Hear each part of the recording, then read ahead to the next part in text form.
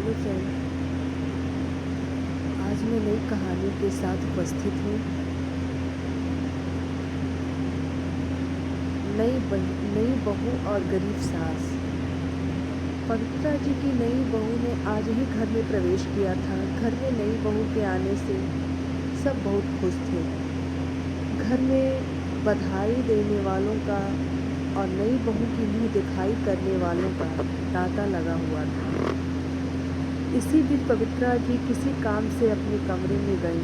तभी उनकी नज़र अपने पति रमाकांत जी की फ़ोटो की ओर गई, जिनकी अभी 2 साल पहले मृत्यु हुई थी।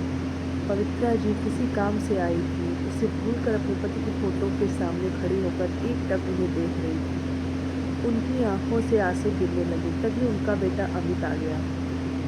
अमित, माँ क्या बात है, आप क्यों रो रही है? सब ठीक तो है? पवित्रा जी, नहीं बेटा, कोई बात नहीं, बस तेरे पापा की याद आ गई। वे आज होते तो बात ही कुछ और होती।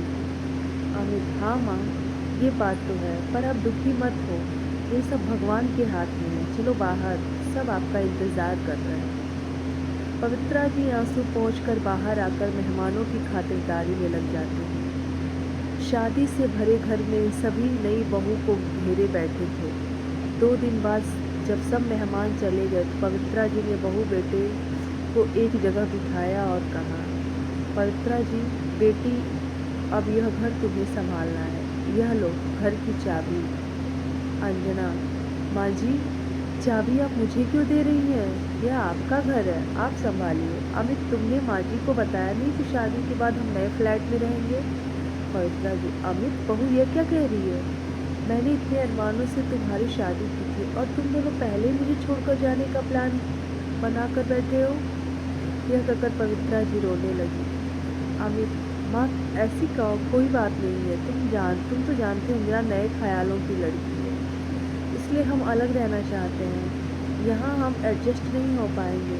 हम आपसे कभी कभी मिलने आया करेंगे और आप चाहो तो कुछ दिन के लिए हमारे साथ रहना। यह सुनकर पवित्रा जी को बहुत झटका लगा। उनके पति का स्वर्गवास हो चुका था। इकलौता बेटा अमित भी उन्हें छोड़कर जा रहा था। अब वे अकेले किसके सहारे रहेंगे? यही सोचकर वे रोते हुए अपने कमरे में चली गई। 2 दिन बाद अमित और अंजना अपने नए घर में चले गए। जाते समय अमित ने माँ से कहा, अमित, माँ मैं तुमसे मिलने आता रहूँगा और पैसे भी भिजवाता रहूँगा, आप चिंता मत करो। पवित्रा जी, तुम चिंता मत करो, तेरे पापा इतना कुछ छोड़कर गए हैं कि मैं जीवन भर सुख से रह सकती हूँ। तू जाकर अपनी गृहस्थी जमा, मेरी चिंता छोड़ दो। अमित और अंजना दोनों चले गए। उनके जाने के बाद पवित्रा जी फूट फूट कर रोई, लेकिन अब कौन था जो उनको चुप कराता? इसलिए वे रोते रोते सो गई। जब उठी तो छत पर जाकर बैठ गई।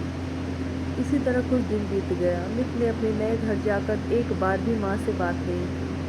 अमित के इस व्यवहार से पवित्रा जी टूट सी गई थी। एक दिन पवित्रा जी की बचपन की सहेली उनसे मिलने आई। कविता, अरे पवित्रा कैसी हो? अमित की शादी पर तो मैं आ न सकी, सोचा आज आकर बहू की मुँह दिखाई कराती हूँ। बहू कहाँ है? पवित्रा जी, कविता, वे दोनों ये घर छोड़कर चले गए। बहू मेरे साथ नहीं रहना चाहती। यह सुनकर कविता को बहुत गुस्सा आया। उसने कहा, तू चिंता मत कर, मैं हूँ ना तेरे साथ। सुन, इस घर को पेइंग गेस्ट बना देते हैं, पास ही कॉलेज है, उसके बच्चे यहाँ आकर रहेंगे, उससे तुझे इनकम भी हो जाएगी और तेरा मन भी लगा रहेगा। पवित्रा जी, लेकिन ये सब कैसे होगा? मुझे तो कुछ नहीं आता। कविता, मैं काफ़ी दिनों से यही काम कर रही हूँ, तू चिंता मत कर, मैं सब इंतज़ाम कर दूँगी। कुछ ही दिन में कविता ने सारा इंतज़ाम कर दिया। कॉलेज के बच्चे पेइंग गेस्ट की तरह वहाँ रहने लगे। पवित्रा जी उनसे बातें करती रहती थी, उनका अपने बच्चों की तरह ख्याल रखती थी। इस सब में समय कब निकल जाता था पता ही नहीं चलता था। पवित्रा जी इस सब से इतनी खुश रहने लगी कि उन्हें अब अमित और अंजना की याद भी नहीं आती थी। बच्चे भी उन्हें बहुत मानते थे। इस तरह उनका अकेलापन भी दूर हो गया और उन्हें किसी पर बोझ भी नहीं बनना पड़ा। धन्यवाद दोस्तों, आपको ये कहानी कैसी लगी? प्लीज़ कमेंट में ज़रूर बताइएगा।